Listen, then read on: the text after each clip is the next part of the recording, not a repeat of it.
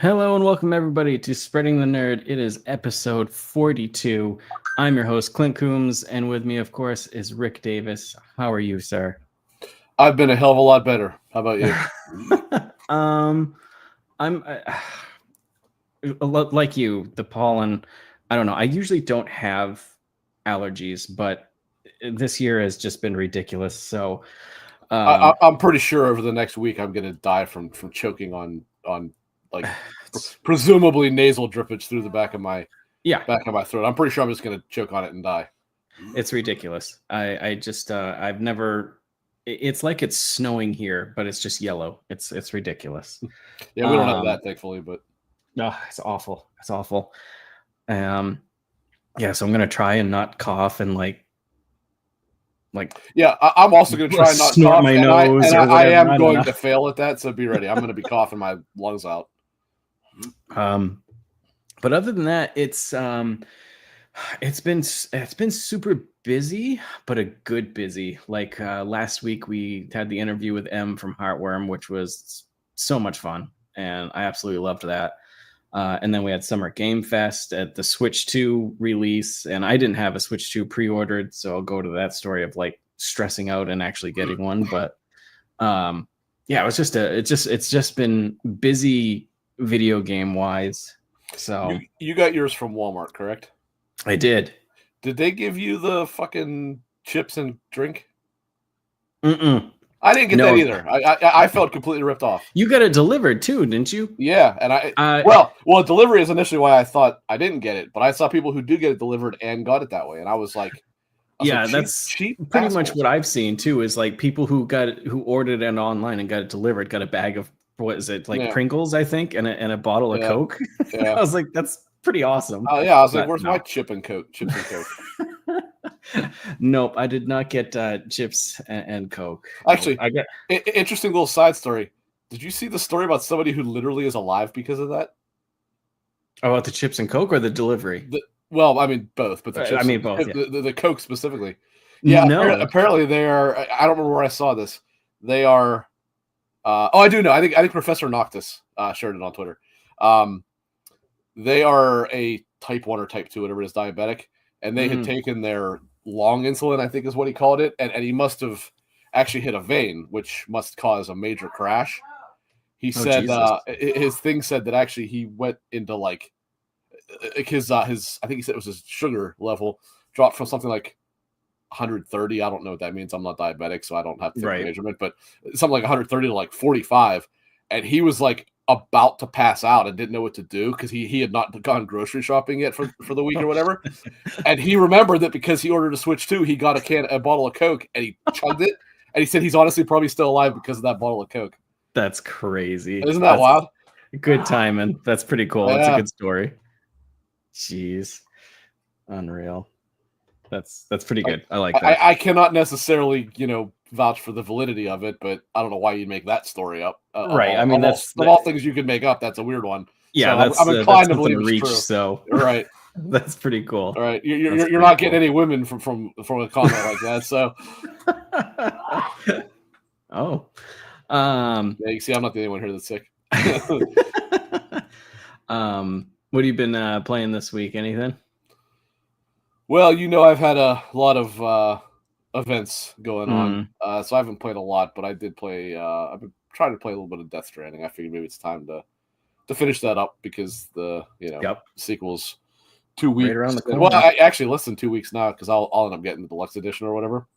So I'll get it on the 26th, I think it is, which is either Tuesday or Wednesday. By the way, before we go any further, I just want to say congratulations to a young lady. I don't know if you have said her name, so I won't say it just in case, who is graduating in 2 days. I just want to give her a very big Spreading the Nerd. Congratulations. Good job. You did it. She's out taking pictures right now with her gown and stuff. I think she's decorating her cap and stuff too over at her friend's place. So, please give her my heartfelt congratulations. She's graduating this weekend. I think she might be doing a Last of Us themed cap. I think. I think so, but we'll see. We'll see. That's quite a fine young lady you have there, Clint. Yeah, I lucked out very much. So I did. I obviously haven't had a chance to talk to her much, but what little I have, she's a cool cat, and yeah, she's so pretty. That's pretty. Good. It's pretty awesome that she's finishing school. So I'll keep her around. Oh, that's good, I guess. Yeah. She graduates Saturday, so busy. That's kind of like why I wanted to have the stream today because I wasn't sure. I'm sure something's going to pop up Friday night. So yeah, and tomorrow won't be an option because I'll be replacing my scrap of metal. Have some chat. yeah. Let's all give a military salute to the 2013 Honda Accord, which took the blow in place of me. Oh God! But yeah, hopefully that goes through smoothly for you. But I haven't been. I started Death Stranding last weekend because I've never played it before. It's a long ass game. That's something you might is very long.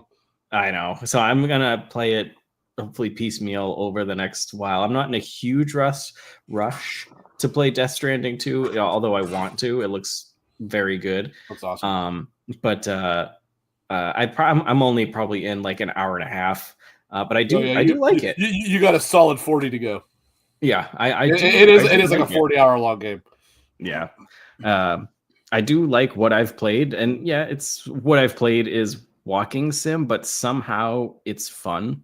I don't know. That's what I said. It is a game that you genuinely cannot decide if you'll like it based on the description, because there is nobody on earth that will read that description and say that sounds fun. Right. When you actually play it, it's like there actually is something here that I never would have quite picked up on.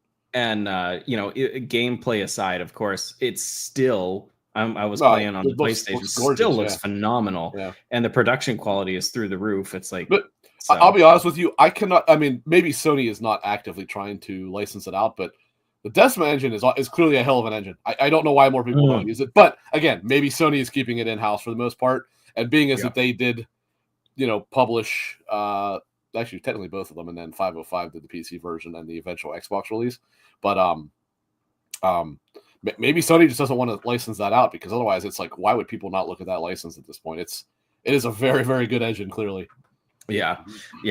And then Silkman chat, wondering how many or what changes have been made or what people have added to it. I don't think I've gotten far enough in it to where I've seen where people have added like bridges or whatever. Yeah, you wouldn't have seen anything. You have to get to basically like chapter 3 is when you start to really see all that stuff. Like you'll see full on friggin' highways and shit in the game when you get that far. Which is pretty cool. That's awesome. Like that. That's neat. So I'm sure where I haven't played since, I've never played. So it's been a while that it's been out. I'm sure people have gone crazy with it. I just finished chapter 8 before we started here. There are 14, I believe, but like from chapter 9 through 14, they're all like a single mission. Whereas up to that point, there's a whole bunch of them that comprises a single chapter. Mm-hmm. But I mean, I still probably have, 10 hours to go, I would guess at least. But it definitely starts to have. I mean, the game is bizarre. The story is truly, it's every bit as weird as you think it is. But I got to a part that it's a very Kojima-esque design where you have to get to something to, like, the whole point is you're traveling across the country, right? And trying to reconnect the various different areas. Right. And I got to one where you have to get to a thing that is basically across the, I don't know if they're supposed to be the La Brea tar pits necessarily, but it's the tar pits is what they call them. Because like everything about this game is about like the tar and all that weird shit. Yeah. And there's really no way to get to it, but because it's quite a lengthy, distance across. And it's got a very Kojima-esque way to figure out how you have to do it. Because they even tell you like, I'm sure you'll figure it out, Sam. You have to like read it. You have to read like an in-game email that kind of gives you a hint as to what to do and stuff like that. That sounds Kojima. Yeah, it's very much his type of thing. Like it's pretty wild. And then when you do it, it's like, oh, that's actually kind of neat. And that said, obviously I have not finished the game yet. As I said, I've played through it. I actually asked Alex, and he said he doesn't remember because it's been too long. I don't have a goddamn idea what's going on. I have no idea if I should at this point or not. I sure hope not. I hope it's one of those cases you should still be confused and then it all makes sense later, because I couldn't begin to tell you the first thing of what the frig is happening. I will say, as usual, Troy Baker kills it as Higgs, and I know a lot of people do consider Higgs to be one of his better performances. Interesting. He's essentially the antagonist of the game. You actually would have seen him. You see him in the opening cutscene. He's the leader of the terrorists. Yeah. But when you see him, he's got the mask on. He takes the mask off later. Gotcha. Here's like Troy Baker. But I mean, plus you've seen the promotional stuff for Death Stranding 2. Oh yeah, he's in Death Stranding 2. Yep. So yeah, I'll definitely play it more. But then, of course, Dune Awakening came out too, and Baldwin in here, both him and I have been hitting it hard, as well as Ellery. Has Ellery been playing it? I haven't known. Yeah, Ellery's got they've got I think 16 hours last I checked. Okay. I've put in I think just 20. I think, and Baldwin's put in more. I think Baldwin's almost up to like 40. I think. I knew Ellery was interested in it, but I didn't know. Yeah, how I much know time. they're busy right now, so. Yeah. But I'm loving that. I love the Dune IP. Anyways, I'm not a survival game person, but this one does seem to do it well. The building is easy, it's fun, but the quest lines are really good, very very Dune. And I just picked to go with House Harkonnen, so I'm doing a quest there, chasing assassins and stuff like that. Of course, the worms are awesome. Trying to get past the desert and then getting attacked by a worm almost, and then there's like quicksand and stuff. So a lot of fun. There's a whole tree skill system to it. Really good. I haven't gotten into the PvP or anything yet. I don't know if I will. I guess you can do stuff to get the higher materials without going to PvP. They announced there's going to be a special area, so that's good, because I don't know, PvP and that type of game is just not my thing. But yeah, I definitely enjoy it, and I knew I was going to play it, but I've been playing it a lot this week. Like I barely even played World of Warcraft or anything. What else did I play? That game die. Yeah, when Baldwin and we were supposed to raid last night. We did, but we literally waited to like the last minute to get on to raid, because we're just like, we don't want to play. I was like, I kind of want to just play, Dune. But other than that, while I'm at work, I've been playing Mario Kart and Bravely Default. And I still have not played Bravely Default. I was thinking about doing it today, but I haven't done it yet. Yeah, so I'll go into that more once we get into the Switch 2 part, but which won't be too long, because we don't really have too much to talk about other than Summerfest and stuff. But yeah, it's just been busy. So I have been playing a decent amount of games, been this bunch of game information, and so yeah. But yep. Well, I guess we can get right into it then. What's your early thoughts on the Switch 2? I was lucky, thankfully. Like I said, I got it from Walmart. You weren't that lucky. They were pretty readily available. So I was thinking I was lucky, because I got to Walmart. They opened up at 6:30. My friend was like, "Yeah, we will have some." He didn't mention how many. And then I got there at like 6:15. There was a line of a few people. I might have jogged a little quickly to electronics and, cut off a few soccer moms, but you're lucky you didn't get named for that. Yeah, I know. But then I got close to electronics, there was literally a pallet of each regular and bundle. And I was like, oh, okay. Yeah, it seems like at Walmart, at least, I can't speak to all the retailers. Yeah. Walmart seemed to have supplies to last most of the first day. Yeah, which is actually pretty unheard of for a console release. It's crazy. Yeah. So credit to Nintendo, actually. Even though their pre-order event was a complete clusterfuck, they did actually manage to get a good number of consoles. It did seem like people, which was great, which is good. And the numbers show it. They sold 3.5 million units in 4 days, which is insane for a new console, just to have that much stock. Fastest ever. Yep. Just to have that amount of stock. I'm sure like PlayStation 5 would have maybe beaten that, but yeah, I mean, there's no question. PS5, not so much 4, because actually 4 was not as hard to get as you would have thought. But yeah, 5 obviously was a nightmare to get for 6 months. Yeah, PS5 was absolutely held back by supply issues, no question. For sure. So yeah, I got that, and then I got the Mario Kart bundle, and I got Bravely Default, and then I went back the next day and got the Switch Pro controller, and Yakuza. So overall impressions of the console itself, I will be the first to admit, when I was first announced and I saw it, I wasn't too impressed about it because there is still no really ergonomical controllers, and for me, the Switch 2 is very much a handheld. So I wasn't too happy about that. But this one, because of its size, and it does have just a little bit of ergonomic by the triggers, it actually is way more comfortable than the last Switch 1. And see, I actually kind of disagree with that a little bit.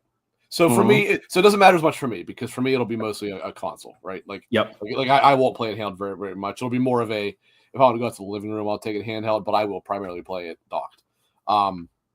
However, the fact that the Joy-Cons are bigger, obviously by the fact that the console itself is bigger, actually I find it even to be a little bit less comfortable to hold. More because of the space out of the sticks and the buttons. However, that is not referring to the build quality, which certainly seems to be a pretty market improvement. Yeah, the Joy-Cons themselves, the analog sticks feel really good. But so it's sort of the Switch Pro controller as well. I didn't have the Switch 1 Pro controller. But the reason I went out and got the Switch Pro controller, because after playing Mario Kart and Bravely Default and playing Yakuza in handheld, I was like, I can see me playing this definitely more on the screen, because it does seem more powerful and stuff. So yeah, I got the controller for it. Mario Kart, Silken and chat there got up to 50cc. Rainbow Road is awesome. It's a long one, but it's awesome.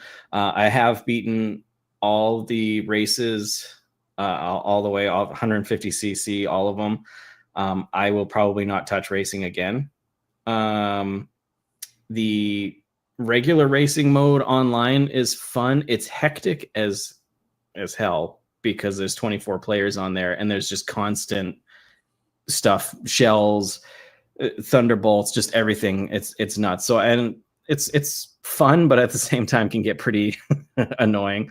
So I played Knockout a lot, which, so you start for 24 players and each lap goes down and down more and more.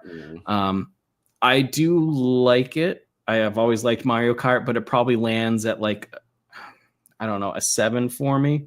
I don't know. It just doesn't feel like it's really inventing anything, because the open world is, they hyped it up, and the open world is empty. It is nothing. Yeah. You can go get some collectibles, but what really sucks is if some of those collectibles are out in the dirt area or something, you go slow like you do on the tracks on the dirt. So it's like, cool, I'm going slow in solo mode to get to these. And I'm like, it's a small thing, but it's annoying to me.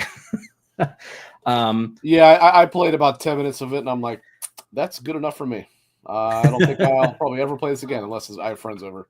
Yeah, I'll randomly probably play knockout mode while I'm at work, just if it's like a quick race thing to do, but it's not something I'm going to play religiously. I had my fill with it, got my hours in, and I don't know. Bravely Default, they did a fantastic job with that remaster. I forgot how hard it was, because the first boss kicked my ass several times. But that runs really good. Yakuza runs really great. Overall impressions, I really like it. It's just the Switch with a little bit more upgrades. The UI is much faster. Going into the store is much faster. So hopefully it stays that way. To be fair, that's not exactly a large win.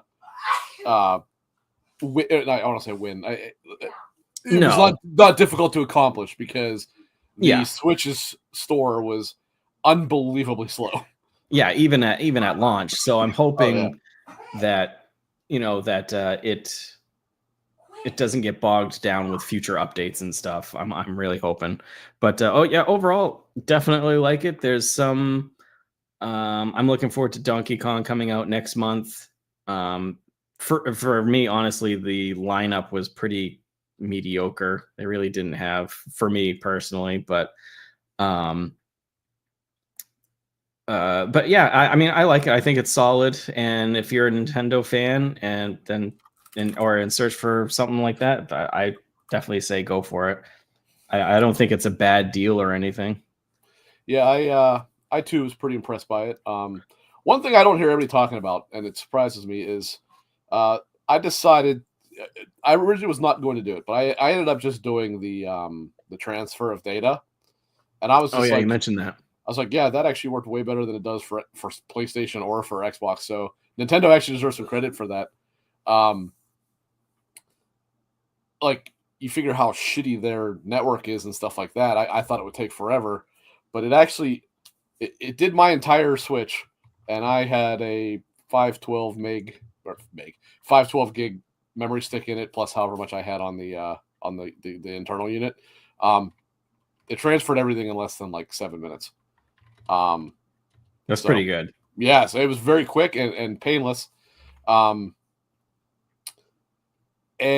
obviously setting the device up was simple. I ended up upgrading my Switch membership to the whatever they call it, Plus expansion or whatever. Oh, you did get the expansion, yeah. Yeah, well, for two reasons. Number one, they had GameCube.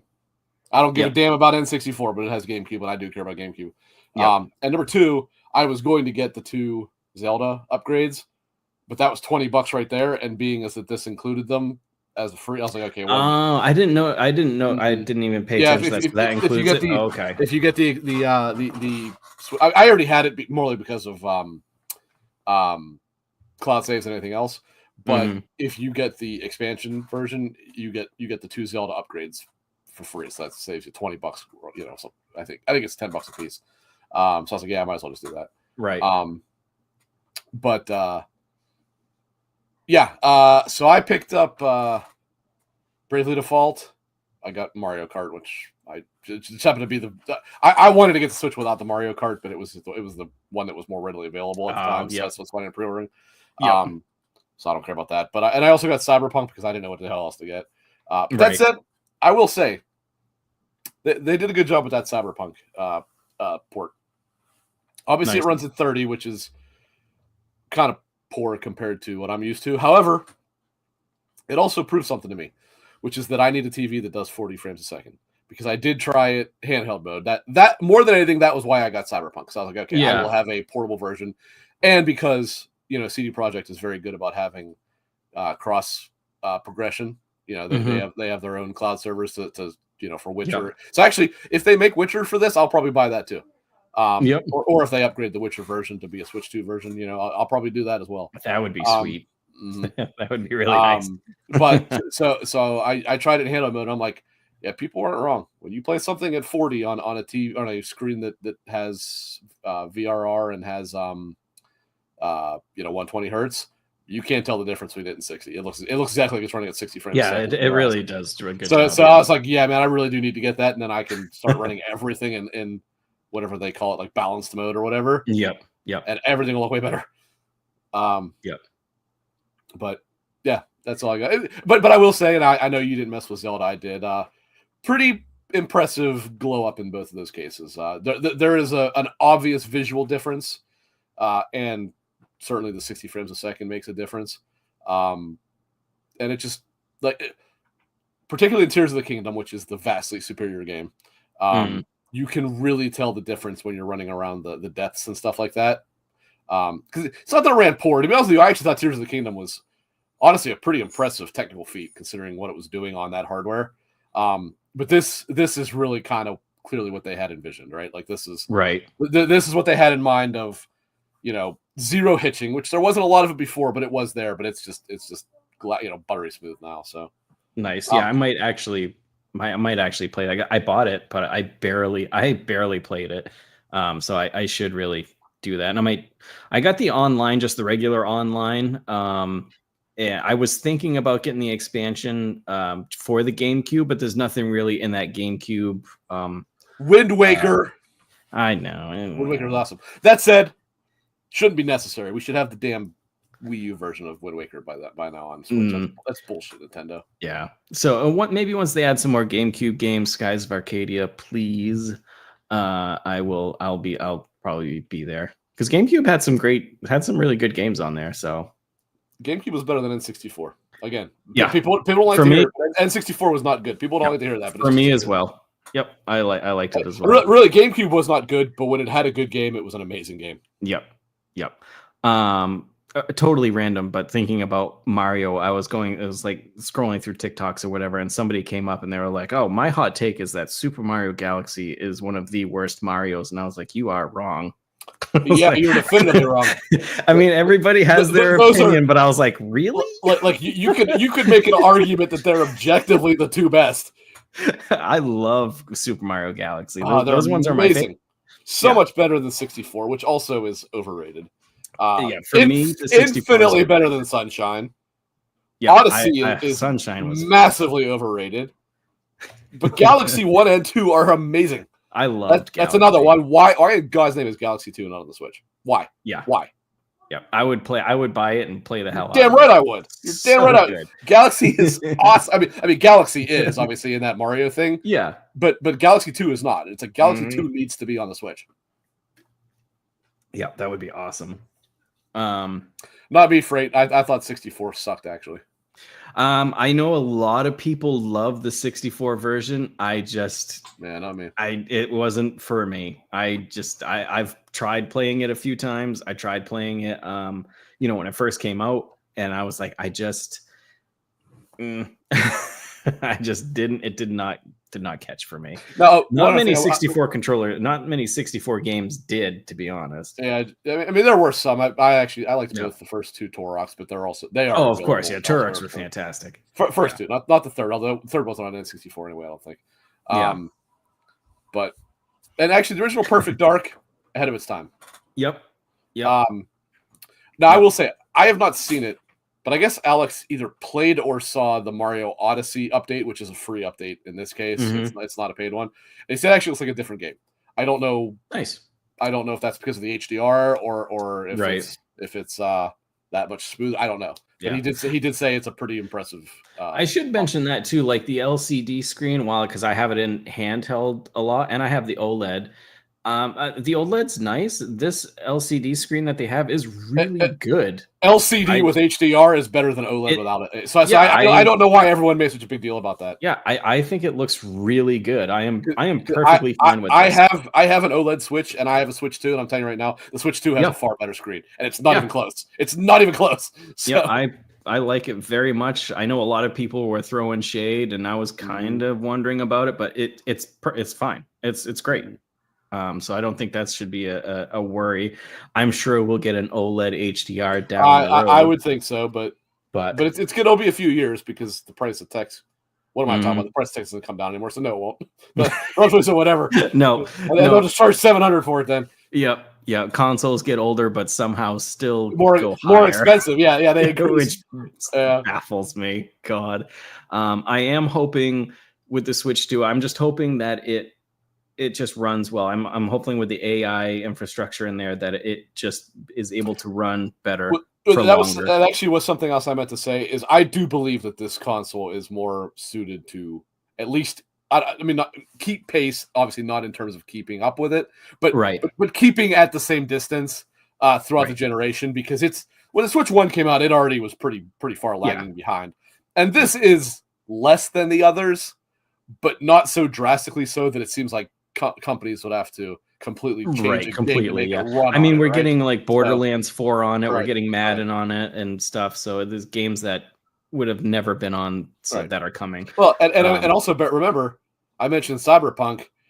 You get the next gen. It's the PS5 and Xbox Series X version of it, which you couldn't even get on the PS4 and the One because they couldn't take Phantom Liberty, they couldn't take the 2.0, 2.1, and 2.2. This is the most recent version of the game, just slightly scaled back to run on the Switch 2. I mean, so you really are getting a full version of Cyberpunk here. Right. If you only game on a Nintendo console, then this is definitely a win for sure. It seems like far better. And actually, I was a Switch fan. I said that from day one, even though I had issues with it.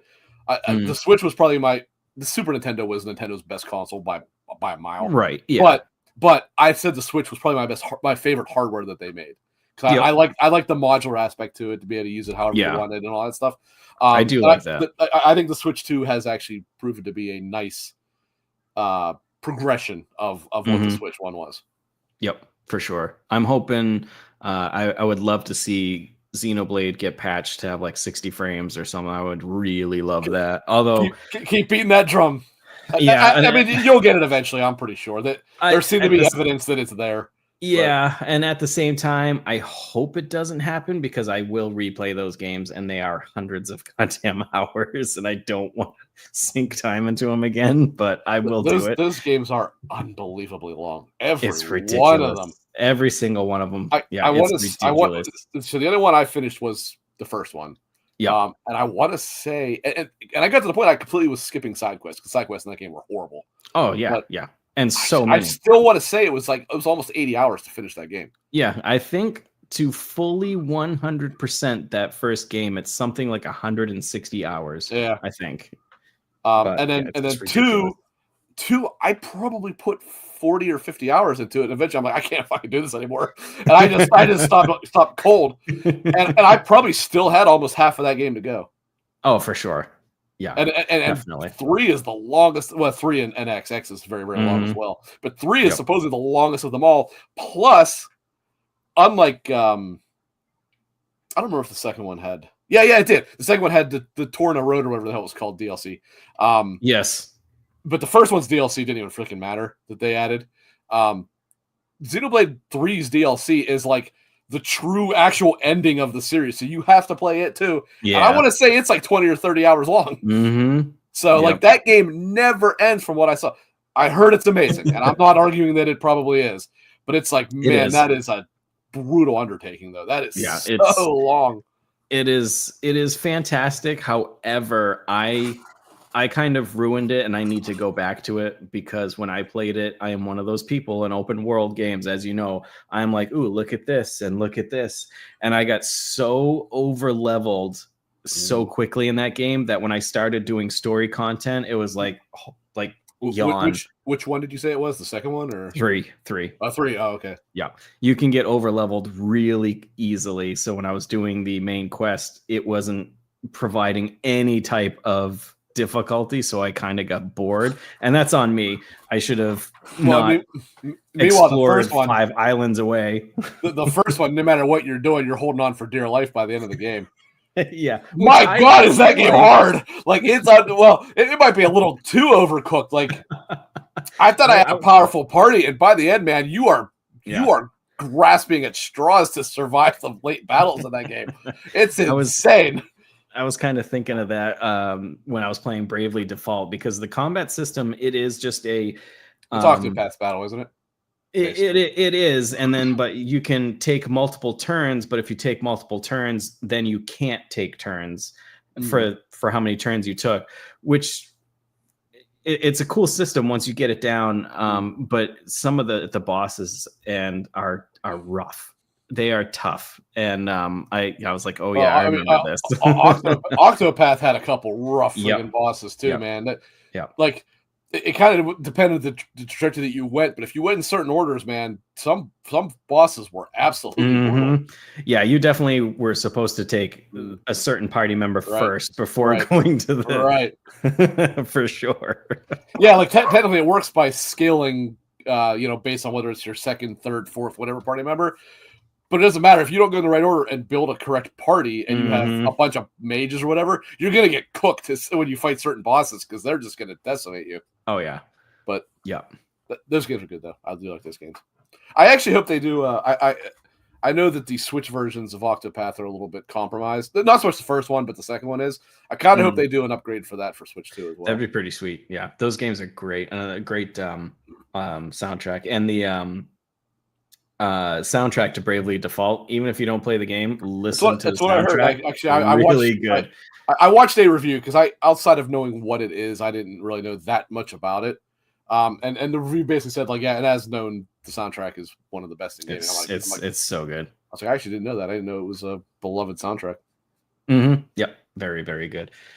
But yeah, there's a couple games upcoming. I know Donkey Kong's one of them. That one, definitely surprised me, and I hate his design, but otherwise that game looks awesome.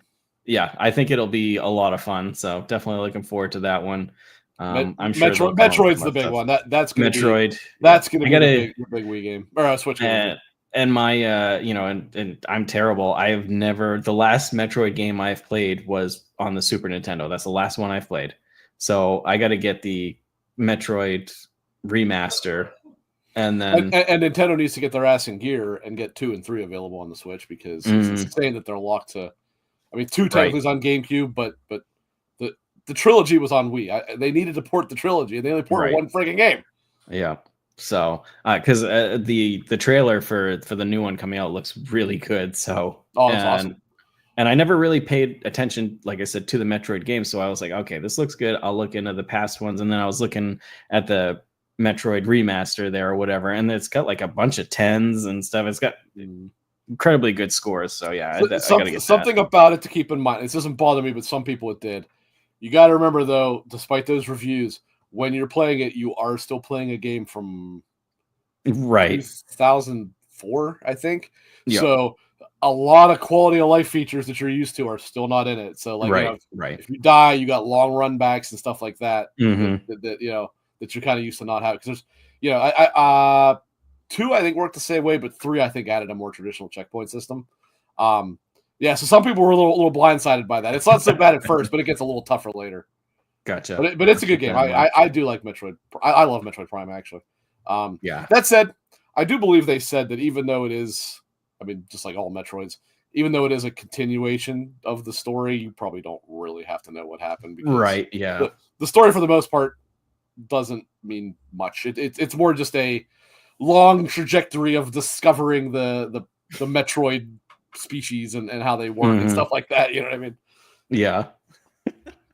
Technically, so here's a quick Metroid thing for you.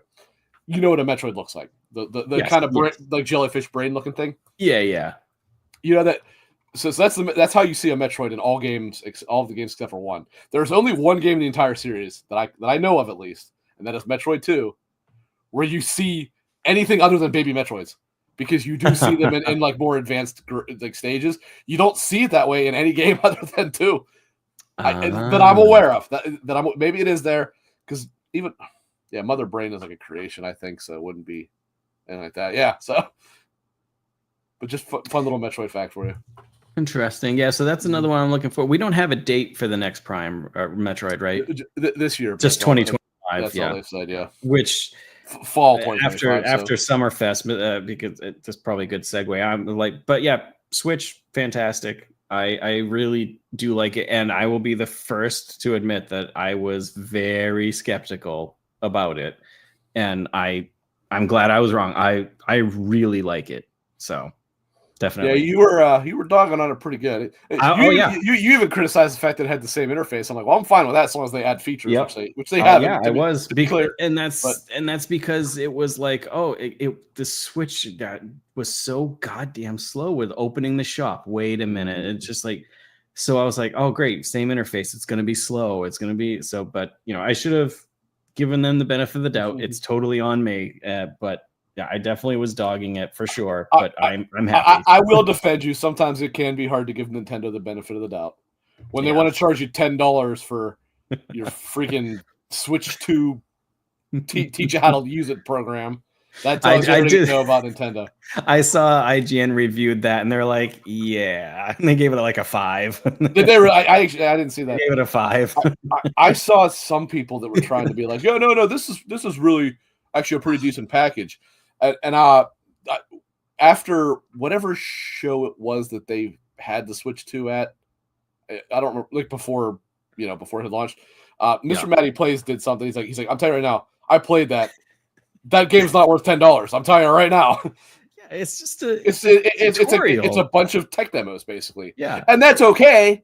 It's not okay that you charged for it. Like, fine. Yeah, you when make the that PS5 came out with the haptic feedback, and we got Astro to explain everything, and it's like, yeah, it was great. And honestly, I probably would have paid $10 for that, because that was actually pretty fun. That also was actually a game, as opposed to this. Right. God. Yeah, sometimes Nintendo, but they just can't help themselves. Yeah, but overall, I do like it. I ran out and grabbed it because I was like, who knows when it'll be back in stock. When I was talking to the guy in electronics again, he said that they're getting more copies in next month. So they're clearly, I don't think it's going to be hard to get a hold of if you just wait a little bit.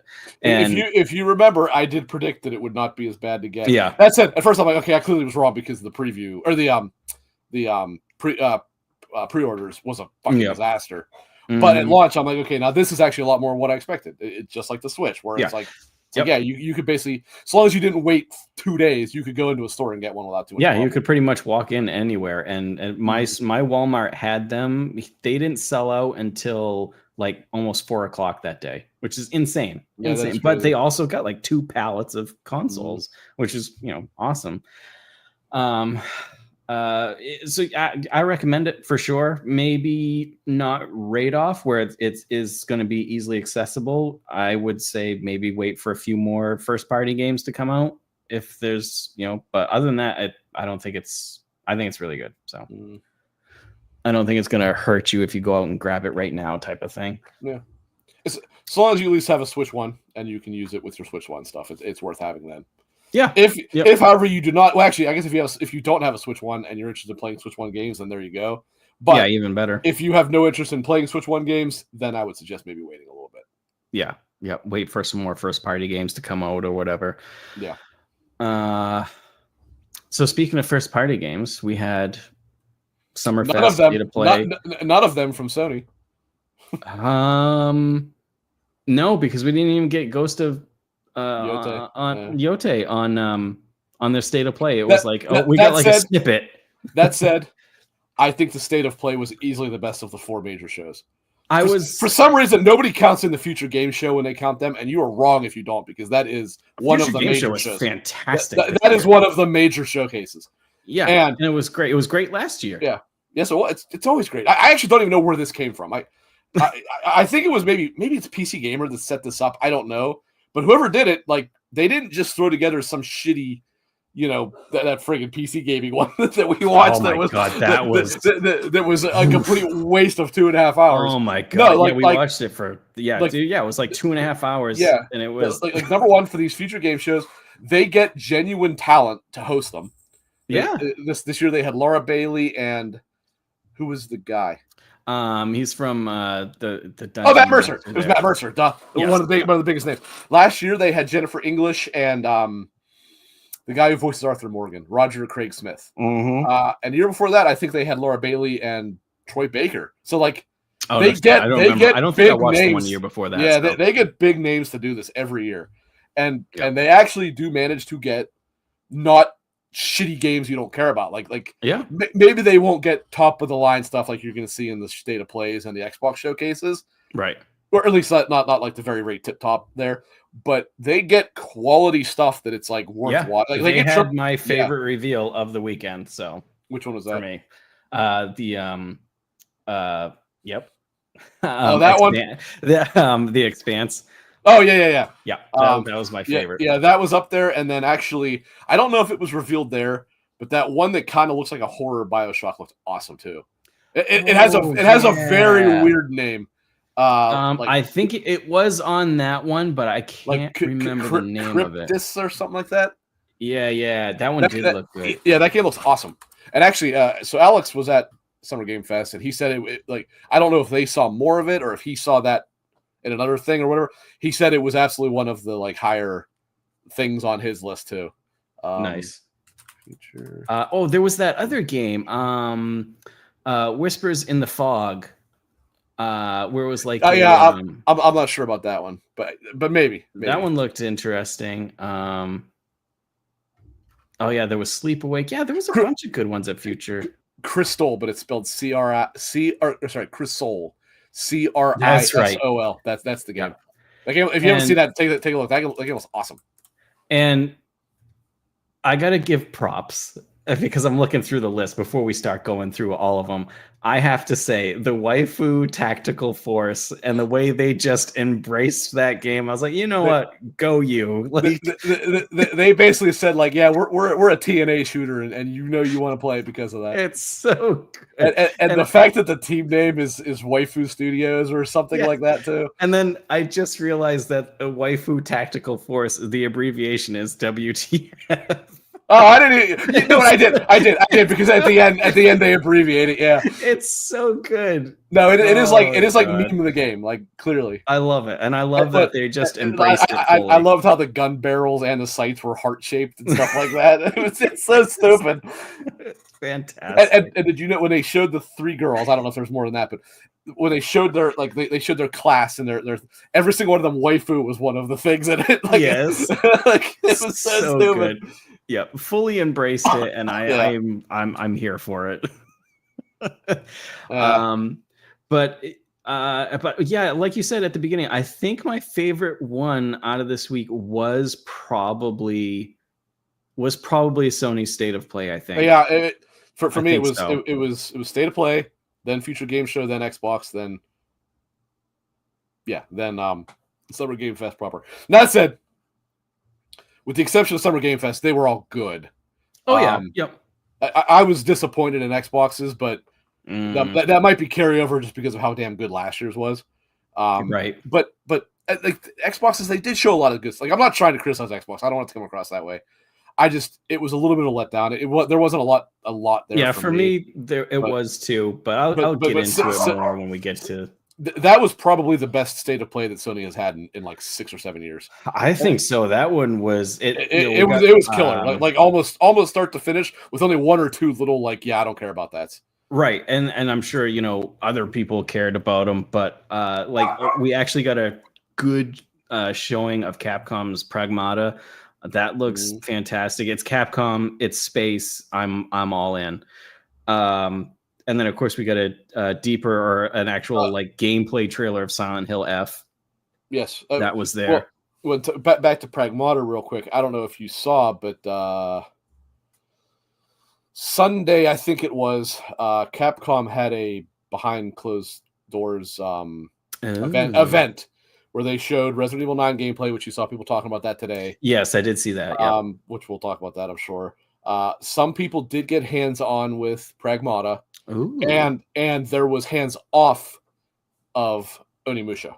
So also Capcom's got a pretty huge 2026. I was just gonna say Capcom is absolutely cooking next year. It is insane. Yeah. Insane. If they had a Devil May Cry or a Street Fighter, they would have every one of their major series. Yeah, it's in Monster Hunter won't even be a year old, and they're coming out with Resident Evil 9. They got Pragmata, and then Onimusha. It's like, Jesus, guys, chill. Yeah, that's why. 2026 is already shaping up to be a crazy year. Yeah, wild. The only one that I saw that was really talking much about Pragmata was Noisy Pixel did have a video, and I watched it. Unfortunately, they were not allowed to capture video. So basically, the video, he talks about what they played, but the video that plays is basically the trailer looping over and over again. Right. But it sounds interesting because you do actually play as both characters, the kid and the guy. And apparently, this is hard to wrap my head around since you couldn't see it on screen. But I guess it controls in a very different way because you actually use the face buttons to do the hacking as the girl, and you do the shooting and stuff like that as the guy. Interesting. So I think it was Osario, the main guy from Noisy Pixel. I think he was the one who said he played it. Yeah. He said it was a little weird to get used to, but once you did, it was really good. And actually, he said he quite liked it. Interesting. I'll have to check that out. So we saw that Final Fantasy Tactics remaster got announced. I screamed like a girl, of course. So super excited for that one. And then out of the blue, I did not see it coming, was Neo 3, and we got a demo for it. Yeah, that was a surprise for sure. And that was I love Neo, so I was very excited. There's another one is Koei Tecmo kind of cooking right now too. Yeah, they are. You got Ninja Gaiden 4 in October, and then this in early 2026. Yep. Yep. Now they're not doing the main development of Ninja Gaiden. That's Platinum, but nevertheless, they're still involved. Yep. Which also on that, I don't know if you saw IGN and them got some hands on and actually said it's very, very good. Ninja Gaiden. I did hear that. Yeah. So that was good to hear. And it looks good. Yeah. Yeah. Mm-hmm. We finally got to see not necessarily gameplay, but a trailer for 007, which is there's gameplay in there. Yeah, no, that actually looked awesome. I'm super excited for that. That probably was the most. That was in the Sony show, right? Yeah, it was. Okay. Yeah. Sony was the state of play was crazy. Was that in Sony? Yeah, it was. It was in Sony. Yep. Yeah, that actually probably was the thing I was most impressed of in Sony's thing. Yeah, which surprised me. I love Hitman, but I was like, man, I don't know if 007 is really a good fit for IOI. But I watched that and I'm like, okay, number one, it does not play like Hitman, which is good because we don't want it to play like Hitman. No, and I didn't want it to be like Hitman. I wanted it to be it reminded me. It reminded me of 007 Everything or Nothing, which take this one and plant it in your little brains. Best Bond game ever made. Yes, it was a lot of fun. I'm going to say that again. The best Bond game ever made. Fun. Now I would argue way back in the day, not now I'm saying, but like GoldenEye was really good, but then it's nostalgia fog for sure on GoldenEye. Yeah, because I've gone back and played it, and it doesn't hold up well. It is all and really, I mean, so I always say this, and people think I'm nuts, but I'm telling you, I stand by it. If you had a PC and you played, and you played shooters on PC, and then you played GoldenEye, guys, that controller sucked. You have got no idea what you guys are talking about. This is not a good shooter. God, that controller it's just that there was no good shooters on console, so people thought that was good, but it really was not. Yep. Multiplayer was great, and that was tacked on by one guy in the last week of the game development. But multiplayer was truthfully what basically you take the multiplayer out of GoldenEye, and I don't think anybody even remembered it after a week after it released. Probably not, because nobody talks about the campaign; they just talk about the multiplayer. Yeah, it's true. But anyway, like Everything or Nothing was absolutely awesome. Outside of like the final level was terrible, but everything else about that game was so good. So, and this reminded me of that. I'm like, oh yeah, I am all in on this. I am all in on this. That game looks awesome. I thought we were supposed to get deeper gameplay, but we did. I don't know. Maybe that was behind closed doors or something. It was not.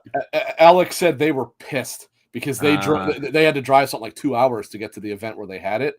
They showed the exact same thing they showed at the State of Play, and then talked about like Mind's Eye because IOI did the publishing for that. And I think that was it. He basically said like they were jacked because they wasted like 2 hours traveling there. Like I think there was some other. I don't know if it was some other event, but there was other events smaller that they could have gone to in the LA area that they didn't because they went to this, and this was just a waste of a trip. Well, and I guess they did a major playthrough of the. What's his name, Le Chevalier or whatever, the guy that Mads plays. They did like a walkthrough of how that worked, and it's like that's an elusive target. It's the same level as what's already in the game. Yeah, that sucks. That does suck. So hopefully we see some gameplay for that shortly because I'm definitely excited. I forget. Did they say it comes out next year? I don't remember if they gave or they might not have said anything, huh? I don't think they put a year on it. I don't think so, but they could have. I just might not have noticed. Whatever year it is, I'll be there. For sure. I'm not like obsessed with the Bond license like that. That game just looks awesome, and that's all I needed to know. Yep. And then after that one, we had Summer Game Fest, which overall I thought Game Fest was just okay. Yeah, I gave it like a 6. Yeah, it was all right. They did show off Onimusha. Arc Raiders is coming out in October. We got a release date finally. Are you sure they showed Onimusha? They showed that at State of Play, didn't they? Oh, did they? I thought it was. At it might have been. It might have been a State of Play. But I know Arc Raiders. I think it was Summer Game Fest because we were like, oh, it's Capcom. I think so. But I could be wrong. But I think Summer Game Fest. Summer Game Fest ended with Resident Evil 9. That might be what you're thinking of. Yeah, maybe. Yeah. But I think it started off with Mortal Shell 2, and I think that's going to be fantastic. The first one was kind of janky, but the promise was there of a good game. It's one of those games where like you play it and you're like, I hope that gives them enough money to work on the second one type of thing.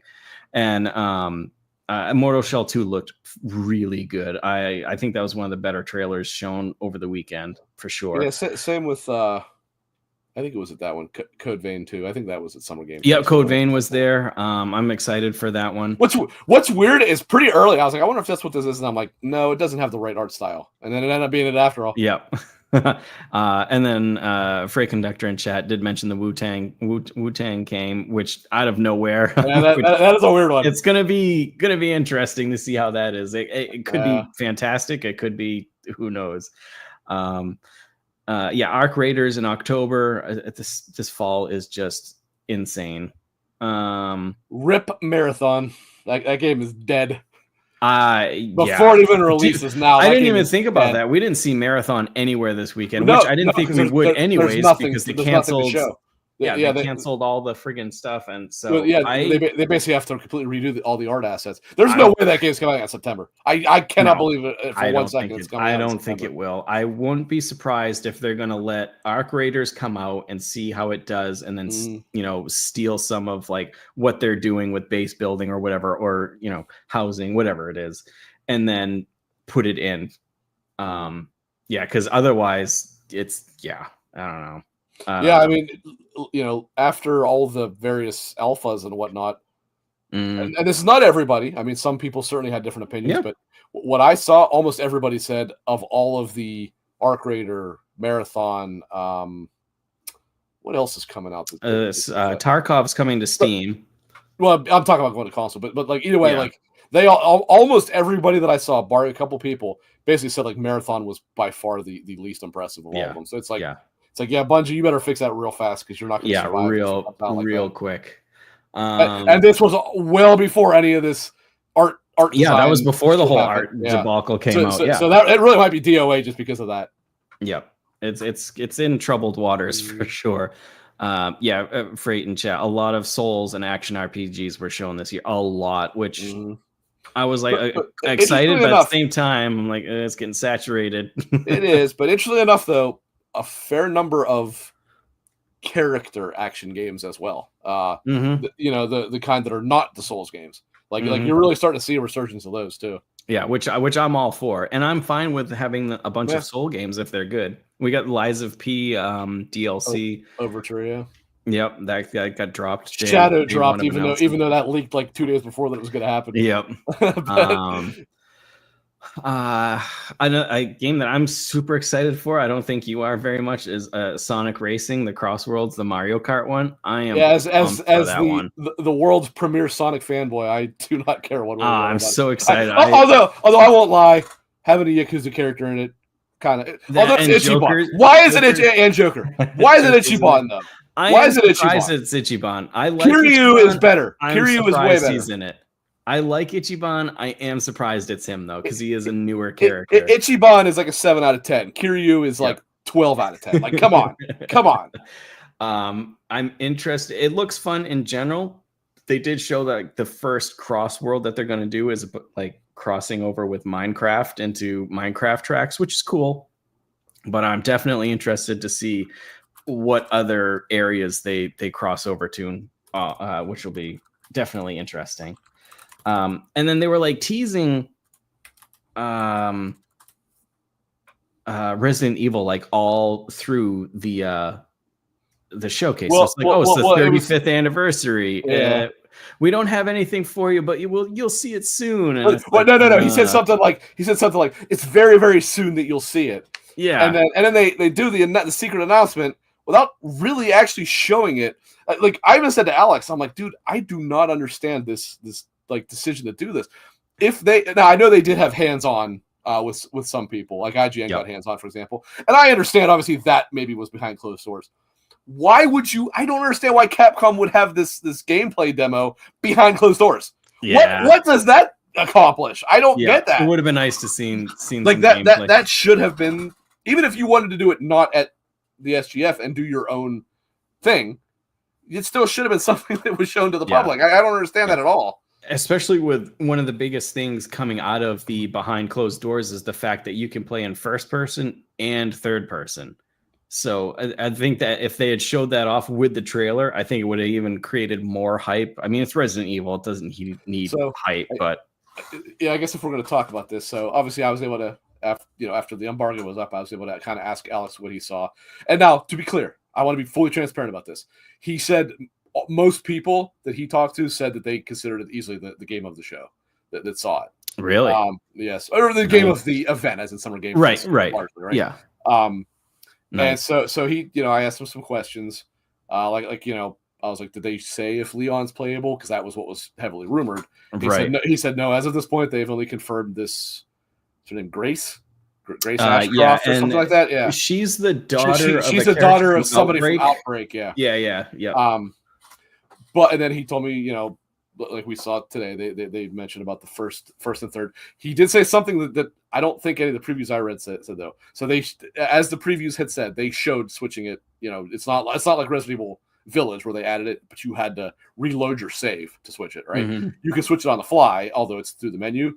He said though, when you go in, it recommends first person. And I was like, that's a bummer. That's a bummer because that tells me it's probably how it was designed to be made. And I love 7, right. 8 less so, but I was like, I am ready to go back to third though. I just like Resident Evil better in third. Yep. And he said what everybody liked, and this specifically is not for me, and that's really has me nervous about this. Everybody liked that what they saw looked very much like House Beneviento from Resident Evil 8. That was my least favorite part of that game. I genuinely hated. That was the baby part. That was the dollhouse. Yes. Yeah. I hated that part. I thought it was the worst part of the game. I know a lot of people think it was the best. I don't get it. I thought it was the worst part of the game by far. Yeah. And that's counting the swamps, which was terrible, and the factory, which was I wasn't a fan of the swamps. I did not find the dollhouse remotely scary whatsoever.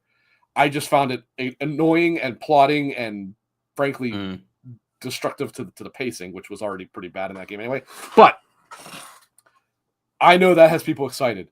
That has me very concerned because if the game plays like House Beneviento, this might not be Resident Evil for me. And I have been salivating at the thought of another Resident Evil because of how good they've been recently. I love Resident Evil. I will be crushed if it is a Resident Evil that I'm disappointed in. Hopefully it's, just an area that they showed and hopefully there'll be more, My guess is based on what I read, it's probably also a very early section because it's basically like, they showed the Grace like she was like hanging upside down in like a dilapidated hospital or something like that. That was the part, and she was like trying to sneak through it, and like she didn't even have any weapons. I said like she would pick up bottles to throw and stuff like that. So it may also be a very, very early sequence where you're not even in the game proper yet, escaping an area or something. Plus, again, the leaks, whether true or not, have long indicated that Leon is the main playable character, but it did have another one. So maybe they're showing the very early and hiding the fact that maybe the majority of the game is played as him. That would be nice. That would be great. Yeah, I mean, it doesn't have to be him, although his games. No, it doesn't have to be. His games do tend to be of higher quality. Just to be right. Sure. I know some people will point at 6 and say that one is not, but 6 was better than 5. I'm just going to say it now. Doesn't mean it was good. Doesn't mean it was good, but it was better than 5. I didn't really give 6 a chance. I need to go back to it. I mean, it has its issues. I actually didn't hate it as much as everybody else, but it still does rank pretty low on the Resident Evils. That's for sure. And I think that was it for Summer Game Fest that I can remember. For me, I know they showed off a bunch of games, a bunch of indie games that I'm sure are, we didn't even talk about the Xbox one. Oh no, I'm getting to it. I was just talking. You were talking about Summer Game Fest. Yeah, on Saturday. Okay, I gotcha. So I'm going to move on to Xbox, and I am definitely in the minority here, I feel, because after watching the showcase, I went online, and everybody was like, fantastic. I will say, I've seen split. I've seen a lot of people who thought it was great, but I have seen a few people that was like, it was good, but I'm pretty disappointed too, which is much more the side I'm on. But also, like you said, too, it's off the heels of last year's showcase, which is impossible to follow, no doubt. It was phenomenal. Yeah. And it's not that they showed games that I was interested in, like Clockwork Revolution. Yeah, I'm actually definitely interested in that. I was going to get to that. There it is. Freight said that it was his number two. He didn't say what the first one was. So if you want to say what your first one was, of the Xbox One, I actually probably would have put that maybe number one. But there's one thing about it that bugged me though, and I told you this, Clint. Yeah, I did not like the jokey thing. Right. I was fine with that, but I can see where you're coming from for sure. But in terms of gameplay, it looks great. Like I'm not disputing that in any way. Now, see, that's where the gameplay looked good. The story looks great, but to me, the gameplay looked like it was very choreographed and faked, and I don't think that's what we're going to get. I hope it is because it looks great. Okay, well, I think we're all in agreement on this. I'm a huge Expanse fan. I know Clint is. Did you read the books, Clint? I forget. I have, yeah. You read all of them? Okay. Freight has too, I believe. Okay. I believe they said this game takes place between the second and third book. I think that's what I read. When we didn't even talk about future game show. We'll talk after Xbox, but because we're talking about the Expanse. Yeah, when they showed that, I literally was jumping out of my chair. I was so excited. You know what's funny? I don't remember if I sent it to you or not. When I was watching it, I was going to send you a text going damn it, I really want an Expanse game. And then I was like, holy shit, this is an Expanse game. I was just, as soon as I was like, man, it looks like Expanse. And then they showed the ship coming and then the bullets flying. And I'm like, that's Expanse. See, until they said it, I generally didn't pick up on that. Because it wasn't the Rocinante. And I right. It didn't, you didn't see Martian power armor. So nothing about it registered to me as to what Expanse looked like. Yeah. But when they said that, I was just like, thank you, God, for somebody finally getting an idea here. And then I thought through the whole thing that it was going to be a CRPG because they did mention it was Owlcat, which made me even more over the moon. Yeah, you had to tell me who they were because I didn't even know who they were. But then they were showing third-person gameplay of action RPG, and I was like, this is it. This is it. You remember when Starfield came out? I'm like, this is almost like an Expanse game, and that made me like it better than I probably would have otherwise. Right. I do like Starfield. I don't want that to come across wrong. I'm a Starfield defender, and I have been since day one. But I was like, this almost feels like Starfield in a lot of, the Expanse in a lot of ways. And I was like, this just makes me want an actual Expanse game even more because I love that universe. And I'm like, finally, somebody is actually making this, and not the damn Telltale one. I don't want that shit. Yeah.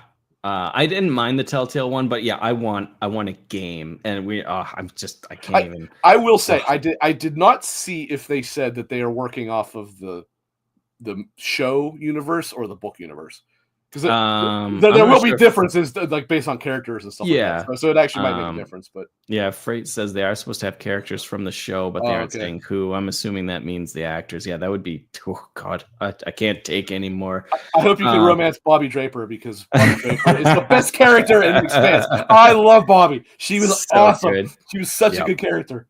Oh God, I just love that show. And then of course after seeing it, I'm like, now I have to watch The Expanse again, and so good. But anyways, back to the showcase. We also saw Dawnbreaker, which I think looks pretty good. That looks good. Then they showed off the ROG Ally X, which looks awesome. I think it's going to be pricey. That thing's going to be $900. You better be ready. Yeah, for the higher end model, I think you're looking because it's basically a ROG Ally Extreme, and those were already $700. And you can bet because of the Xbox branding. Yeah, thank you. It's going to cost more. It is, yeah, and so it's probably going to be $900. I'd bet. Yeah, it looks a lot more ergonomical. The higher end one has 24 gigs of RAM, a terabyte, and then the fastest mobile chip. It's going to be expensive. Yeah. So I'm sure it's going to be great. It's going to be expensive. Is it really, Freight? I didn't know it was that much now. I thought they were $700. That's crazy. So this thing's going to be $1,000 then. Yeah, it's going to be expensive. One of the other ones that's got me excited is Chronos, which is Bloober Team's new. Yes, I am much more in. I'm much more confident in that now that I was like, okay. Good. You remember when they revealed, I'm like, okay, this looks cool, But despite Silent Hill 2, I am still hesitant to give the benefit of the doubt to Bloober. I saw this and I'm like, I'm a little more confident now because this actually doesn't. It looks like they finally found what they need, what their niche. If you remember, they actually said their exact statement is, "We're done making shitty games." That's exactly what they said. so they know their stuff wasn't good enough. But and then kind of out of the blue for me was a game set in the Plague Tale world with Resonance. I'm definitely excited for that. I think that's next year. I think it is. Yeah. Yeah. Big Plague Tale fan. Love Plague Tale. Yeah, so I think that'll be really good. Although it's weird that you're not Hugo and Amicia. It's a prequel. You play as the pirate girl. Yes. Yep. So hopefully I'm sure it'll be good, and I'm hoping it just grows the Plague Tale universe because I just love that universe that they've thrown Speaking of it, it does actually have it's a Plague Tale Legends is the name, and then then whatever the subtitle is from there. Yeah, so they are Resonance. Yeah, so they are technically branding it differently. Yeah, and I think it looks like it's set in Egypt. It looks like anyway. It seems like it. Yes, very something. Yeah. Oh, well, an Egyptian thing because. No, I guess they are. They are on Earth because the first one was in France, right? Yes. Yeah, because it was in the. I knew they were French. Medieval times or whatever. But well, the Spanish Inquisition. Yes. But that's right. Yeah. The second one is like not anywhere real that I'm aware of, at least. That's why I couldn't remember if they were actually on like proper Earth or like a. But they are. I remember the first one actually you are in France. So. Yep. There was another show. Future Game Show. Echoes of the End was a new Deep Silver game. That one looked kind of interesting. Which one was that? I don't remember that one. What was it called again? Echoes of the End. Sorry, I said Wind. Echoes of the End. Narrative-driven third-person adventure game. I know Baldwin in chat. He's looking forward to the 7 Deadly Sins. That has me more interested because I thought it was a mobile game at first, but apparently it's a. I think it's a free-to-play game. I think is what I heard. Oh, is it? Okay. Or maybe not that one. Maybe not that one. It might have been the one that was at the. And speaking of that, how many the other anime game that I said I wasn't familiar with the thing, and you said, "Oh, it's pretty big right now." Solo Leveling. Oh, did they say Solo Leveling? I believe that is a free to play game. Oh, yes. That sucks. It's one of the two are free to play. No, but randomly, because we're speaking of anime and stuff, like how many gacha games were they showing, and they all looked the goddamn same. They showed one, but they just called them different names each time. It's basically Jesus. And then one that you mentioned that you were like, I don't want to play this, but I will, and I'll probably end up loving was that Herdling game. Oh yeah, the one where you're basically like a shepherd. Yeah, right. That one will be good. The demo is up for Solo Leveling. Ooh, I might try that out. Yeah, I'm looking. I remember seeing that one of them was free to play. To me, 7 Deadly Sins looked free to play, but I could be wrong. Solo Leveling Arise is a free to play game. God damn it. Well, I mean, I wasn't interested anyway, but if I was, I wouldn't be anymore. I'll tell you that much. God, man, I really love Solo Leveling. I would have liked a good game in that universe. Oh well. Yeah, I might try the demo and see. I've never even heard of it. I know you said it's a big deal right now. It's pretty big, yeah. There was one that Sleep Awake that has the guy who does like artwork for Nine Inch Nails and stuff, and that could be very good or terrible. The writer from the Line game there. Yeah, I don't know what his name is, but the main writer of Spec Ops. Yeah, so that could be good for sure. Yeah. They showed off Titan Quest 2, which I've been looking forward to that one for a while. That wasn't anything new. That was announced quite some time ago. It wasn't. Yeah. And then out of the blue, and to be fair, it looked very janky, very early. But both of us, the firefighting simulator, the 4-player co-op. Hell yeah, dude! That's good. If that's good, I'm all in. I am definitely down to fight fires with friends and just spray shit. I'm definitely down. I am a connoisseur of those stupid simulation games now, man. Yeah. I'm at that Park Ranger game is supposed to be out this year where you can play co-op and yes, that looked interesting. What else did we have here? The Waifu Tactical Force. Jesus. There was a lot of indie games that looked good. The Death Ground, the dinosaur one. Oh yeah, that one. I know you were excited. That one didn't do much for me. Hell Is Us. They showed Hell Is Us. I think Hell Is Us was at the end. I think, or close to the end. Yeah. Hell Is Us looks awesome. Yep, that one definitely looks good. What else did we get? Oh, Joe and Mac Retro Collection. I remember as a kid playing the hell out of Joe and Mac Cavemen Warrior, something like that was the name on my PC. Yeah. I remember that game being very, very, very friggin' hard. But yeah, I was a kid. Maybe it wasn't that bad, and I just sucked. I don't know. But I remember being hard as balls. And then I found out there was like 4 or 5 of them on like the Super Nintendo, which I had no idea. Yeah, there was a fair amount. Those games were sweet, and I will totally buy that collection. For sure. And then Freight mentioned Invincible. It's a fighter, so I'm like, but it looked like a good fighter. I love the show. So it was quite a weekend of for fighters because you had that. Yeah, you had Marvel to Tori or whatever the hell the name was. Oh, that was at State of Play, and I didn't mention it because I'm just not a fighter fan. But that does look good if you're a fighting fan. I have no interest in it because I'm not a big fighting game fan, and I definitely am totally over Marvel. But the fact that it is made by Arc System Works, there is zero doubt in my mind that is going to be an awesome game. There is no doubt whatsoever that is going to be a good game. Tokon, thank you.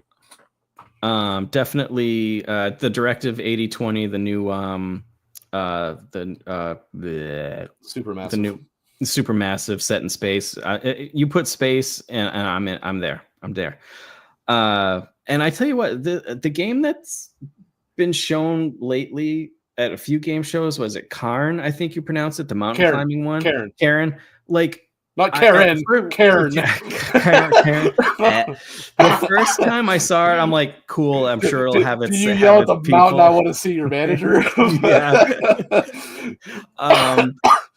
When I first saw it, I was like, I'm sure it'll have its people that it'll reach to. But the more I see it, I'm like, this does actually look pretty interesting. I actually don't remember. Is this the one made by Don't Nod, or did Don't Nod made? No, Don't Nod. Okay. Was the Okay, because this one I think looks much more interesting since it actually looks like almost like a mountain climbing simulator. I was like, I didn't care about it at all, and then whichever show it was that they did like that little deep dive, I'm like, that actually looks pretty friggin' interesting. Yeah, it does look pretty good. We saw Mafia a couple times at shows. Definitely excited for that. That's coming out pretty quickly here. A couple months. August. I think it's August, right? Yeah. August 1st, I think. Yeah. August has what'll probably be 2 of my top 5 games or top 3 games of the year. It has Mafia and it has Metal Gear. That's right, Metal Gear. This year. That is the end of August, so you do have 3 weeks to work with. 4 weeks, yeah, September is ridiculous. I know not for you, but Final Fantasy Tactics for me, Metal Gear is basically September. There's really is, Something else in September. Borderlands. Then there was something else. I thought there was something at the end of September that got announced. There's actually, there was. It was actually announced at the show. Oh, Silent Hill. Silent Hill is the that was out. It was like, God, there's 5 games. That surprised me. I thought they would go with October. I was surprised they went with September, but they did. I thought it was going to be later too. Yep, I thought it was going to be later too. A lot of cool little indie games were shown. The one that kind of for an indie game that stuck out for me was that that Ground Zero, South Korean it looked basically like Resident Evil 2. So I was listening to Defining Duke and they were talking about it, and I guess it's being what the hell was it compared to? Like he was reading the description that somebody else had said. I can't remember what they were comparing it to, but I'm like okay, I'm in on that. It definitely looks interesting. There were a lot of indie games that did look pretty decent. So, it was just crazy. The games this weekend. It was a lot of games that weren't for me, but I know are going to be hit for a lot of people. And there was a lot of good large games there too. So, and really, you did this was with pretty much zero Sony first party, because you have Ghost of Yotei. Yeah, but that's pretty much it. Nintendo didn't show anything. Mm-hmm. Yeah. They'll probably do their own show at some point coming up here. Yeah. Freight. What was that all about? I thought for sure we are gonna get like a shadow drop of a remaster or something. And no, that was the biggest disappointment was the fact that what we all were sure we were going to get, we didn't get. Yeah, and I knew Ubisoft said they're not doing a show this year, so I thought they were just going to have their games in the other ones, in Summer Game Fest or something. But they're like nothing. So I don't know if they've got anything really. I haven't even heard of anything that's coming out for them because they just released Assassin's Creed, Star Wars, Outlaws. So I'm sure it's going to be a bit before we see something from them anyways. And I know they're in rocky situations at the moment anyways, but we'll see. What do we got? That was ridiculous. I'm not even hugely following Hollow Knight. It still hurts.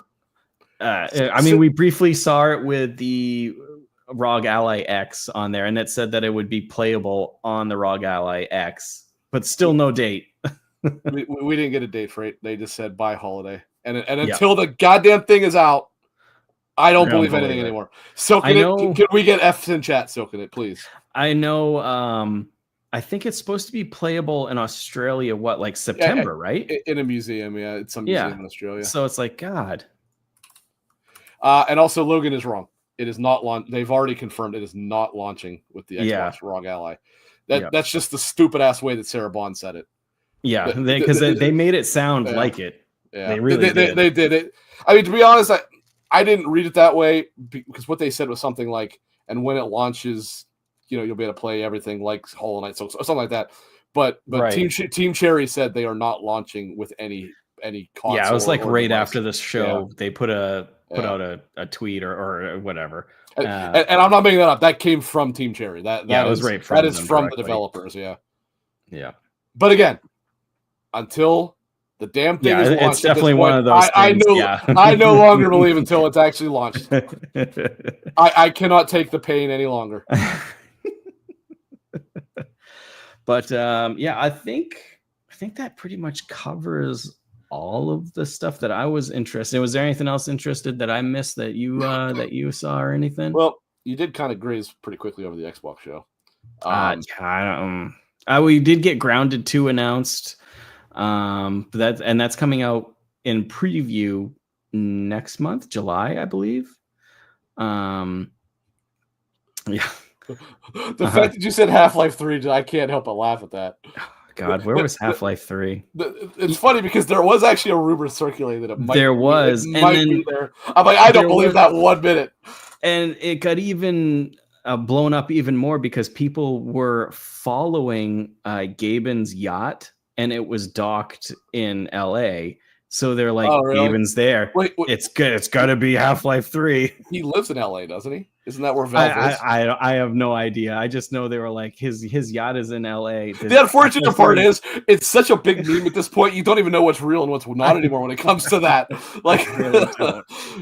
But I was sad that we didn't get a Splinter Cell because, man, I would love a Splinter Cell, another one, especially with Michael Ironside if he can come back and voice. Oh, God. And I think his voice is recovered, so I think he can. But yeah, he just couldn't when Blacklist came out. Yeah. I'm trying to remember what else at the Xbox because there was some good stuff at the Xbox. Dawnbreaker was the highlight for me on the Xbox. I'm super excited for that. It's it's Project Red,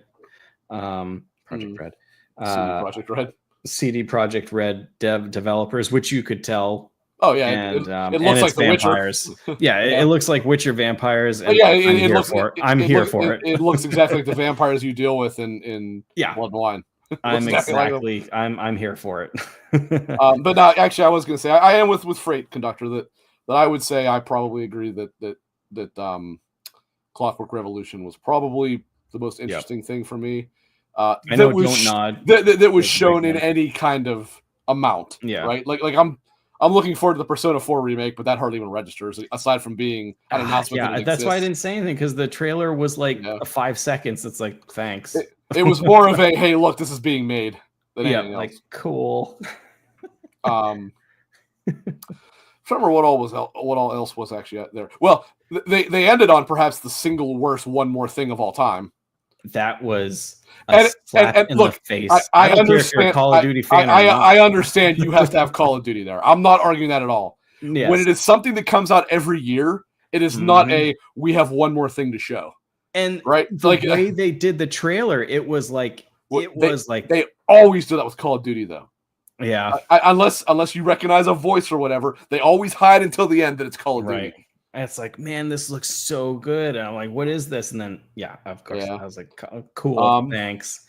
Because he did kind of tease that it sounded like Halo is coming back next year. As well. He said next year is going to have the return of. It's going to be 4 major Xbox platforms, which is Fable, which I hardly understand how that's a major Xbox killer, but teaches that'll be next Forza, year. Which is Gears, which absolutely is, and then one that has been there since the beginning, which unless they're bringing back Project Gotham Racing, it has to be has to be Halo. What else could it possibly be? Or maybe we'll get Brute Force. I don't know. I love Brute Force actually. No, Brute Force was great. I love Brute Force. That stupid ass crocodile thing was funny. Yes, I loved Brute. I loved man. That was a fun game. Yeah, but if they came out with a full remaster of Halo Combat Evolved, that'd be great. Well, I mean, it's been so heavily rumored that has to be what he was referencing. Yeah, that's what I'm thinking. What else did they show? I don't know why I can't remember half the show. What did they show? Yeah, I could see that freight. I could see them announcing that at the Game Awards this year for sure.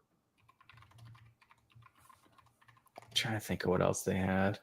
Of course, Outer Worlds 2. I don't know why I didn't even mention that because I'm excited for it. There's a reason I didn't mention it. Yeah, I'm excited for that one. And then they had the direct afterwards. I thought some of the stuff looked pretty cool. I didn't watch too much of the direct because I just know I'm going to get it, and I didn't want to really spoil anything. I hate to be Mr. Contrarian, but I have pretty much lost all confidence I ever had in Obsidian. Their last couple games, I think, have been pretty poor. I know, yeah. I know Grounded is good. I'm not arguing that, but that is not a game for me at all. But I thought Avowed was pretty disappointing. I did not like the Outer Worlds 1. Pentiment wasn't for me. I know it was also Pentiment. It's not for me. I know a lot of people like it, but it's just not for me. Double Fine with Keeper. I know that was a big one for a lot of people. You know what? Looks interesting, but not for me. However, I will not doubt Double Fine. So yeah, I'm sure it's going to be great. Even though I was not particularly interested in what they showed, I'm not writing it off at all because it is Double Fine. Yeah, and the only thing Double Fine has ever really made with Double Fine back to whatever his previous. What was his studio's previous name? I don't remember. I can't remember what the previous name was. Like when they made the original Psychonauts, it was. No, it was Double Fine for them actually. Anyway, he is truly one of gaming's most creative creators. Sure.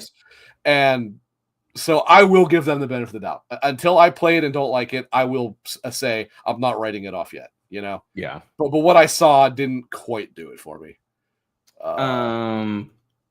They also showed High on Life 2 got announced. Yeah, that does zero for me. I didn't mind the first one. It really didn't. I just played it. It was okay. I'll probably play the second one. Well, so actually, there's a reason why neither one of us thought of this. I guess you could say one of the biggest announcements for Xbox was Final Fantasy. Yeah, Final Fantasy 16 got launched immediately. It doesn't It doesn't register for me that much when it's something that's been available for over 6 years and then 3 years, I think is what it was. But I'm glad people get to play it. If you waited all this time, you made a mistake, but you can rectify the mistake now. At least it's there. And the good thing about it too is it basically, Square did come out a while ago and say like, look, we want everything coming out now day and date for all consoles. So it does seem like we although I am not overly confident that will happen with Reunion or whatever the hell they call it. Freight was just in chat. Do we see part 3 in day to day? I actually don't think so. One. I don't think so. I don't think we will on that one. Yeah, I think you'll still see maybe a year of. But I think anything else coming out on both Remake and Rebirth, I know it was like, oh, Sony Money had it. I think they actually put money into development of it. They definitely did. They definitely did with 16. That was 100% confirmed. And the fact that what I told you today of the pretty low resolution that Xbox version runs 16 in performance mode, but by the same token, it does run smoother than it does on PS5. I'll say that. Right. That just goes to show you that it does matter when a platform holder does say, we're going to have some of our engineers help you develop this. Right. Because wasn't there something that Xbox did that with recently too? It's like it shows it runs better on that platform because of that. Or was it Sony? They know how to work the tech. Yeah. Yeah. Like it makes a difference, and you can see that. And my guess is maybe I'm wrong. Maybe you will see Part 3 day and date on Xbox. I don't think you will. I don't think it'll be a 7-year or 6-year, whatever time we are at this point. Delay, but I could see a year or two for sure. That being said, they did announce Final Fantasy Tactics, and that is only being released for right now on the Switch and PlayStation. Oh, is it really? Yes. Are you sure? I thought it was announced for Xbox. I don't think so. At least physical. Well, there's no such thing as physical on Xbox anymore. That's true. But I think it's only. Yeah, it comes to Xbox. Oh, it does. Okay, all right. Cool. That's Square Enix's site, so I would assume it's true. Oh, yep. Yeah, I just pushed it in here too. Yep, Nintendo Switch, PC. Yep. So maybe there's not a physical edition that I would believe, but it does say for basically everything. PS5, PS4, Switch 2, Series XS, PC, and Steam, or PC. Steam, so I think you will see everything going forward that isn't the third Final Fantasy. I'm guessing that will be the exception, whereas most other things will be day and date moving forward. I hope it's not, but I think that's how that one will play out, anyways. That said, one thing I do have to bring up. This is a criticism, actually, not talking about a thing. How the fuck was Starfield not in this show? I'm honestly not surprised. That's a bad look for Bethesda, because you claim you have a 5, 6, whatever it is your plan for this game. That's true. And rumor is you do have this Starborn DLC and whatever. Yep. Even if you come on and have a 30-second trailer saying just a title, Starborn DLC coming, September, whatever. Right. More to show later, whatever. Just as long as you give the breadcrumb. There's a reason why people are melting, because there are fans of Starfield. It might not seem like it. You look at Twitter, it seems like the entire world definitely is. There's definitely a fan base. But if you look at the Starfield Reddit, you will see there are a fair amount of fans, and they basically are like, and I mean, I'm with them. They're like, man, this game is dead. And I said, well, you're overblowing that. Like, no, this is not ESO. This is not Fallout 76, where even if they're not doing anything with it, you still have a community to work with. This is a single player game. Like, it matters that you're not announcing content, that you're not releasing updates, that you're not talking about it. So like fuck almighty Bethesda, you got they really didn't show anything. They came out with Fallout 76 with the fishing DLC, but other than that, they didn't. And ESO's update, which is in like 2 weeks, I think is what it said. Yep. But those are ones that are going to be in every show, so that's not even like it's a surprise.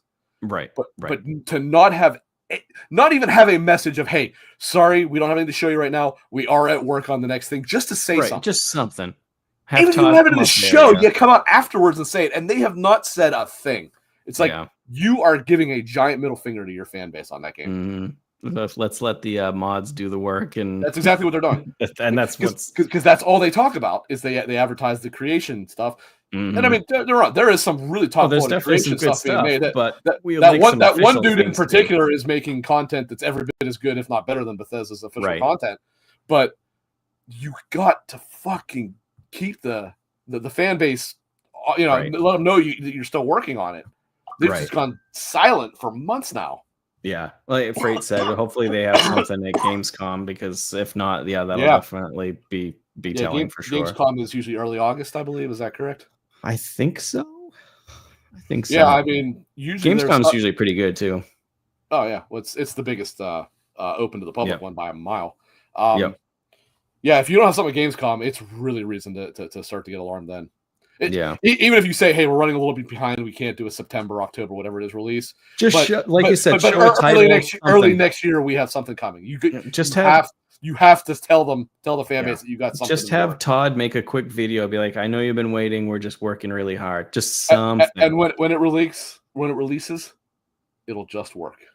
Yes. God. Jesus. Yeah, I think that's about it from Xbox. There wasn't a ton of other stuff. And then Future Game Show. Yeah, that was they got like Season 17, Gears of War Reloaded coming out. Had some gameplay of Tony Hawk, but there was one other one. Although this wasn't a new announcement, but they announced the date for when I think it was during that for when Ready or Not comes to console. It's July 11th, I think. Oh, did they announce that? I didn't see that. Maybe that wasn't at the Xbox show, but that was in one of the shows. They did announce that. Yep. That's a game I got to get because after you mentioned talking about it, I haven't played it since that first day. I loved it, but I actually haven't gone back to it. I need to play it again. And I should have got it then because it was on sale for like $20 or something. Something like that. Yeah, it was like 50% off. Yep. Wait for another sale now. Well, on that note, shall we give the fortunes out? Do you have your fortune cookie? Of course I do, because I'm like you. I hope prepared. My fortune is better than the one I had earlier today. That was such a weird fortune. It was like what did it say? Your communication will improve in January. In January. Yeah. Okay. Thanks. What if you would have cracked open that cookie in January? Right? January of what year? Yeah. All right, what do we got? Let's see. So everybody's fortune is stay open to unexpected blessings, and they will come. Yeah, I bet they will.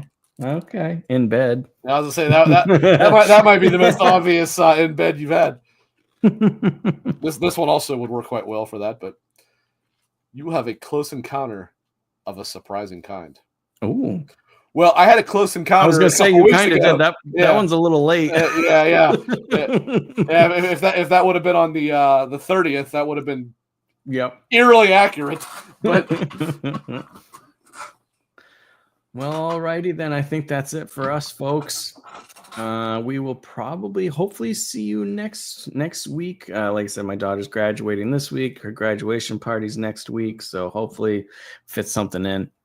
Yeah, hopefully working on a couple more interviews coming up too. Hopefully I got talking to some people, so hopefully we can get something else lined up because I've loved doing that one with Heartworm. Don't forget. Now I'll be good for next week, but the one after you'll have to get somebody else because I will be traveling. Yep. No worries. Well, until next week, folks, thanks for tuning in and listening to us just go on about random stuff and video games and thinking we know what we're talking about. So thanks again. We'll see you next week. And again, congratulations to the young Coombs as she finishes her school days. I will pass it on. I'll take pictures and post them too if she does The Last of Us. I think she is. So, but we'll see. I don't know. Her mind changes a lot. She tell her to make sure it's The Last of Us 2 and not the show version. Right. And then very randomly as well, she did finish Mafia. Very much liked it, and I was looking forward to playing the second and third one. I never finished the definitive edition, but I did finish the original game back in. Was it 01? Is that when it came out? Yeah, back in the day, yeah. I did finish it back then, and man, what a game. What a god. The original good. Mafia is so good. That's really it. Good. I've heard a lot of people say, like, oh yeah, for the definitive edition, they actually posthumously connected it to the second and third. That is incorrect. That scene at the end of the game was in the original version. You know what I'm talking about? After you like the post-credit scene. Mm-hmm. That was in the original game, and I remember when people played just Mafia, didn't stick around. I remember when I played Mafia 2, I was like, "Holy shit! I know what's happening here." Oh Christ! All right, folks, take it easy. We'll talk to you soon. Thanks again for tuning in. See ya. See you guys.